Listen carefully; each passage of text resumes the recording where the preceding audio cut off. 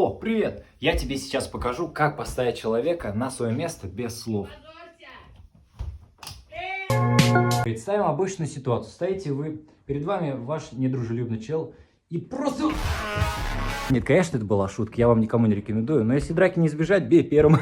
Вы, значит, спокойно стоите, видите, как идет к вам этот типок. Издалека непонятно, что он кровожадный, смертельно опасный взглядом человек, ищет, высматривая свою жертву. Он подходит к потерпевшему и говорит: Капец ты, лошара.